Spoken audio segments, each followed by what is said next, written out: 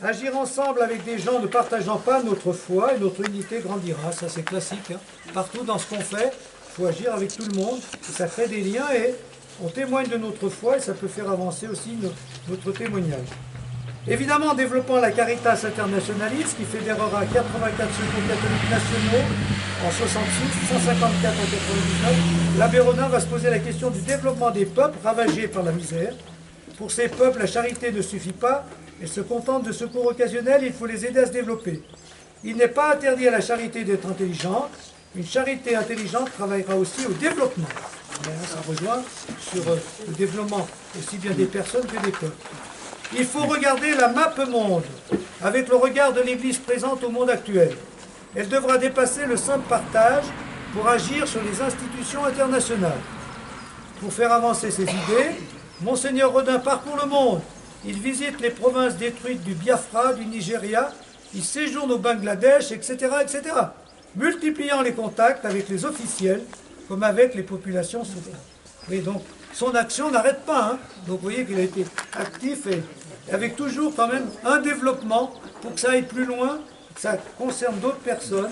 Mais en même temps, il y a toujours au fond de lui, la vraie charité, c'est quand même Dieu. Hein. Et donc l'aspect spirituel, il ne faut pas l'oublier. Et donc il en témoigne autant qu'il puisse le faire. Les 20 dernières années, à partir de 54, création et ouverture des cités secours du Secours catholique, Cité Myriam, Notre-Dame, Bethléem et du Rosier Rouge, pionnière en matière d'accueil des personnes en très grande difficulté, lieu de vie et de réinsertion. Bon, il y en a que je ne connais pas beaucoup, mais la Cité Saint-Pierre, on connaît. Hein. En 1956, ouverture de la Cité Saint-Pierre à Lourdes, qui accueille des pèlerins du monde entier en difficulté matérielle, morale et spirituelle. Vous voyez comme quoi l'action rejoignit sur d'autres projets. Hein. Voilà, la Cité Saint-Pierre, pour ceux qui peuvent, qui n'ont pas les moyens, mais au moins ils peuvent venir. Cette année, il y a 30 personnes qui vont faire un voyage de l'espérance à la Cité Saint-Pierre. Voilà, les voyages d'espérance, etc. Mais ça, c'est aussi. Voilà. Création des kilomètres soleil pour les enfants, mais ça a un peu disparu, ça. Oui. Je l'ai dit la semaine dernière, je regrette beaucoup. Avec Mère Teresa, on a vu ça la semaine dernière. Elle était pour les tirelires du CCFD, pour les kilomètres soleil, pour apprendre aux enfants la pédagogie, apprendre à donner. Ils vont au catéchisme, donc ils apprennent qui est Dieu, qui est Jésus, mais concrètement, il faut qu'ils apprennent aussi à vivre la charité. Et ça, ces petits gestes comme ça, c'est important. Voilà. On rejoint, il n'y a pas de petits gestes, ni de grandes organisations. Lui allie les deux. Les plus petits gestes de charité pour nous, pour les jeunes, et les grandes organisations, les deux vont bien ensemble. Le Secours catholique est reconnu d'utilité publique. Voilà. Il est nommé en 52 expert au Concile Vatican II, rien que ça aussi quand même. Hein, pour qu'il y ait cette dimension, je ne sais plus dans quel décret, il y aura cette dimension aussi. L'Église, on ne peut pas... L'Église, le service des plus pauvres, ça fait partie de la définition de l'Église. Hein. L'Évangile est annoncé aux pauvres. C'est une dimension essentielle.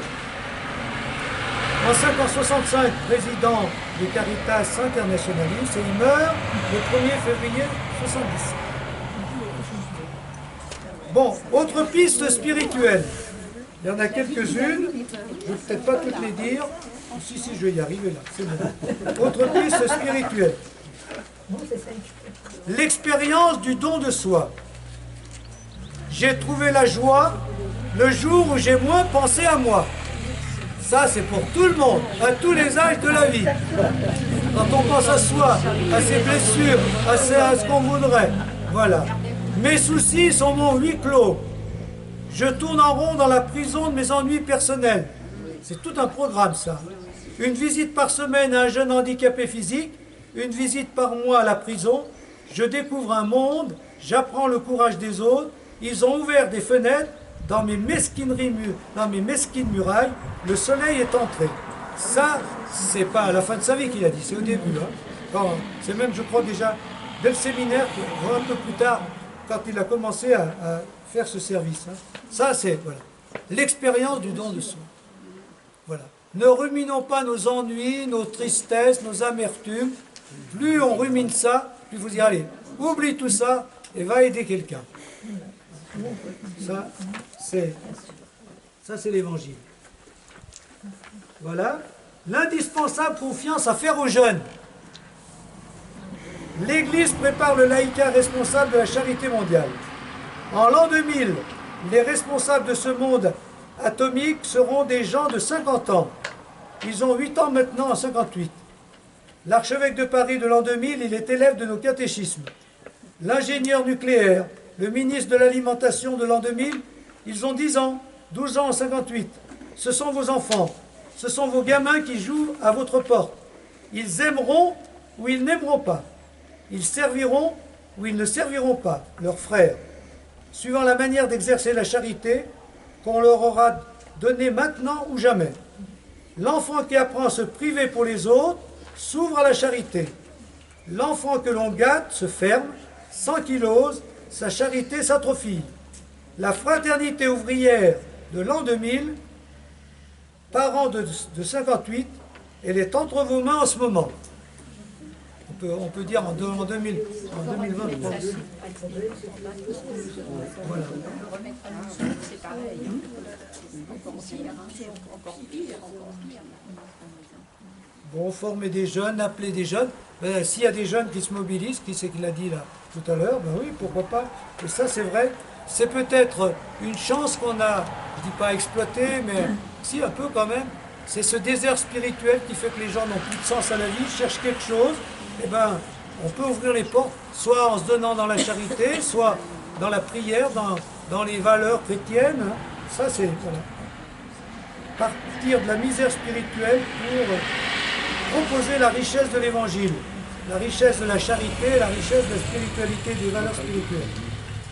Troisièmement, faire équipe. Voici, ça j'ai beaucoup aimé aussi ça, parce que est-ce que dans les lieux, les collaborateurs avec qui on travaille, c'est aussi bien vrai dans la vie professionnelle que dans la vie de quartier ou même dans l'église, l'équipe. Voici 7 ou 8 dévouements au travail. Leur zèle est brûlant. On ne compte ni son temps, ni sa peine. Cela forme une équipe ou bien un clan. Alors, quelle est la différence? Ils travaillent sans compter, mais n'admettent personne au chantier. Hors des élus choisis, c'est un clan. On est contre les mêmes. Ils embauchent largement, même l'ouvrier de la 11e heure, c'est une équipe. S'ouvrir à d'autres que ceux avec qui on est. Dans toutes nos équipes. Quand on peut, hein. Ils cherchent des idées partout.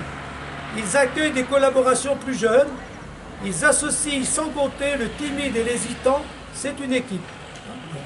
Chercher des idées, voilà, les collaborateurs, on s'associe, voilà. Même les timides, on les met dans le coup. Ils gardent jalousement leurs documents, leurs secrets, leurs recettes, ce n'est qu'un clan. C'est bon, hein? Un rien les froisse, un nouveau ou une nouveauté les font se barricader. Ils sourient entre eux et ironisent sur le compte de tous ceux qui n'ont pas le gabarit de leur cervelle ou de leur myopie, ce n'est qu'un clan. C'est bien dit, c'est bien, il a dit. Voilà. Les nouveaux, non, les nouveaux, on a tout, on sait tout. Voilà. Ils vont de l'avant, ils sont assez souples pour faire table ronde de leurs méthodes et de leurs expériences devant une situation nouvelle. C'est une équipe. C'est bien, hein? Ils ont peur de partager un dossier, une idée, une initiative. Leur équipe, leur service, leur méthode sont un piédestal jalousement défendus. Ce n'est plus une équipe, c'est un champ clos, c'est clôturé, c'est un huis clos, c'est un enfer. Ils ont beau s'entendre entre eux, c'est un clan fermé. C'est le contraire d'une équipe, parce que c'est exactement en dehors de la charité.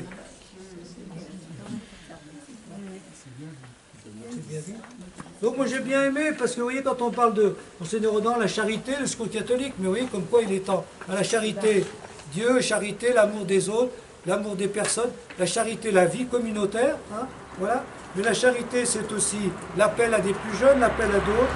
La vraie charité, c'est faire des équipes. Vous voyez, il y a quand même, le mot charité s'étend sur bien des domaines. Hein. C'est pas simplement dans ce service des plus pauvres. Hein. Voilà. Les associations, il n'y a pas toujours cette ouverture. Quand on Comment? arrive et qu'on va demander est-ce que vous avez besoin de moi? Bon non, tout va bien, on n'a besoin de personne. C'est vrai, c'est vrai. Oui, les choses, oui. La différenciation entre les équipes, c'est important. Après, pauvreté et richesse, ça c'est la tradition de l'évangile. Je vais passer rapidement, heureux les pauvres de cœur, etc. Hein, les pauvres font toujours les frais du progrès. C'est évident qu'on voit bien dans la situation d'aujourd'hui, avec l'inflation, plus on est pauvre, plus ça devient difficile. Hein. Ah, c'est ça aussi, et plus il y aura d'autres. Ah Seigneur, faut-il que vous les aimiez avant tout, ceux-là? Faut-il que vous ayez une prédilection éclatante pour ces pauvres gens, puisque vous commencez et terminez votre séjour parmi nous en voulant être avec eux d'abord, hein, si bien la crèche que la croix. Hein. D'un côté de la table, 30% de l'humanité profite de 57% du gâteau alimentaire. De l'autre côté de la table, 70% des humains doivent se contenter de 43% des aliments. Oui, je crois que ça s'est aggravé tout ça. Voilà la statistique mondiale de la faim. Cette inégalité criante conduira à un cri de guerre. Il faut voyager en Afrique et en Asie. Il faut sortir des circuits touristiques qui vous conduisent d'hôtel indien en restaurant oriental. Il faut percer le décor et découvrir la case avec la courte ration de 1000, les 1000 villages sans hôpitaux et partout les enfants inoubliables dans leur maigreur. Alors seulement en ce moment-là, on se met à relire l'évangile du riche bien nourri et du pauvre Lazare inaperçu. Vous voyez, hein, rejoint l'évangile. Quand le Christ parle des pauvres, il ne plaide pas pour eux, il s'identifie à eux. Ça c'est classique aussi. Le monde d'aujourd'hui, avec sa doctrine et sa publicité, avec sa mentalité, sa télévision, a horreur de la pauvreté matérielle. Mais on aurait besoin, en ce temps où la chrétienté semble géographiquement se confondre avec le monde industriel et confortable, on aurait besoin d'un enseignement précis sur ce mystère du Christ pauvre. Est-ce une élimination de poète ou est-ce un caractère spécifique du Christ et donc du chrétien? Ça c'est classique. Hein. J'avais faim, j'avais soif, hein, vous connaissez tout ça. Tout s'internationalise, la pauvreté aussi. Il y a d'un côté les pays industriels qui fournissent du confort et prennent la plus grande part du gâteau. De l'autre, l'immense masse des pays sous-développés où la population ne cesse de croître et la part du gâteau de diminuer. Des progrès existent, mais les inégalités criantes deviendront un cri de guerre. Si on n'apporte pas de remède, à l'échelle mondiale, il faut des théologiens à la hauteur de ces questions. Une inconnue à cheveux blancs vient régulièrement dans cette délégation du Secours catholique apporter un chèque ou des colis à distribuer. J'espère que dans vos groupes c'est pareil. Hein. Son manteau impeccable et le montant de ses chèques indiquent que sa situation est plus qu'aisée. Or, la veille de Noël, ça c'est un bon exemple, hein, après avoir remis un plus gros chèque pour les colis étoiles, elle s'adresse à la secrétaire à voix basse. « Pourriez-vous me rendre un service ?»« Bien sûr. Pourriez-vous m'envoyer à moi aussi un colis ?» Stupeur de la secrétaire et aveu de la donatrice, parce qu'à Noël, je suis toute seule et depuis 10 ans, personne ne m'a jamais rien offert. Donc une autre forme de pauvreté, la solitude. Là, voilà. Donc c'est pour dire que, voilà, il y a le don matériel, mais la relation. Hein. Donc on revient sur la vie communautaire, le relationnel. Et ça c'est capital. Et c'est ça aussi la charité, créer des relations. Je n'ai pas la propriété exclusive de mon pain. Je l'ai certes gagné à la sueur de mon front, mais le laboureur, le moissonneur, le meunier et le boulanger ont des droits sur ce grain et cette farine. Et le soleil du Créateur me rappelle qu'il a fait germer et mûrir le grain pour la faim de tous les hommes.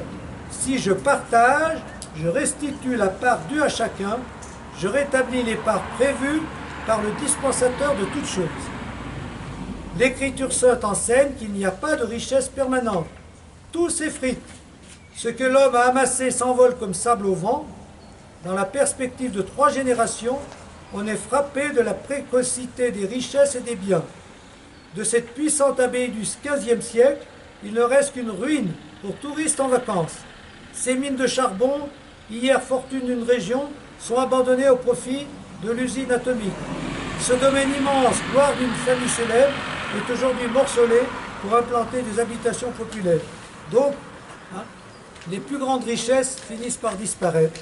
Et donc, la seule vraie richesse, c'est la richesse du cœur. Hein, c'est la richesse de l'amour. Voilà, et c'est ce que... Hein, La foi même passera, l'espérance passera, mais la charité ne passera jamais, parce que c'est ce qu'on vivra éternellement. Avant la dernière chose, parce que c'est celle que j'aime le mieux, j'ai failli l'oublier, je l'ai rajouté à la rapidité.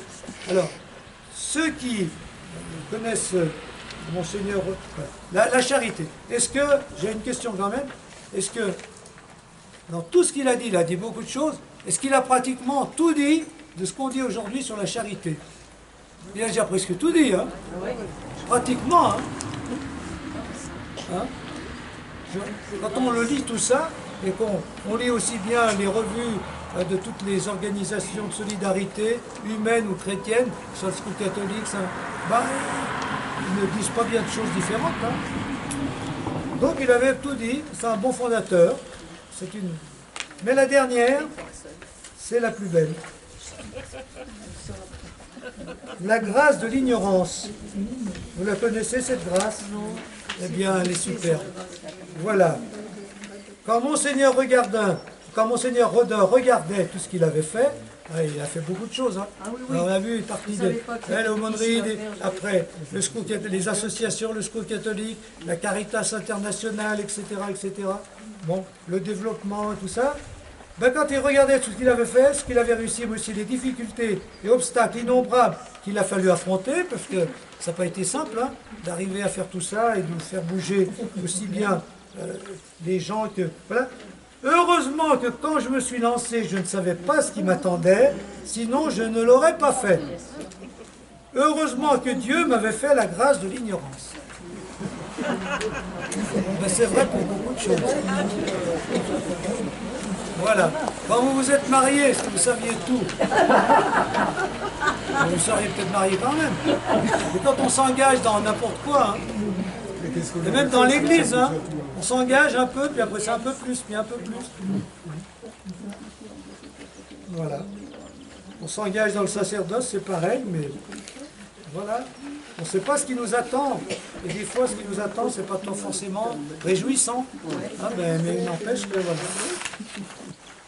Est-ce que quelqu'un veut ajouter quelque chose? Parce qu'il y a un texte de Jean Rodin que vous lirez, des prières de Jean Rodin. On va peut-être en lire une. Moi, je suis arrivée en retard. Est-ce que dans le texte, vous avez parlé du JOC, la jeunesse ouvrière? Oui, bien sûr. Ouais, d'accord. Au début, c'est ce qu'il a lancé, d'accord. Il était parti pour être un vicaire, et c'est avec la JOC qu'il a pris conscience qu'il fallait s'engager aussi dans la société, au service des autres. Et ça a été... Enfin, il y a eu beaucoup d'étapes dans sa vocation, ça en a été une. J'ai beaucoup aimé parce que